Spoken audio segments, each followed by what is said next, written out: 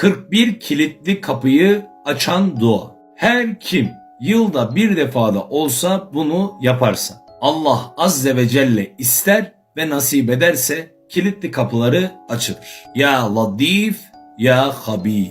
41 defa bu zikri çekiyoruz ve bundan sonra 25 defa Estağfirullah diyoruz ve kıbleye dönüyoruz. 3 defa da Ya Erhamer Rahimin diyoruz. Mevla Teala diler, ister ve nasip eder.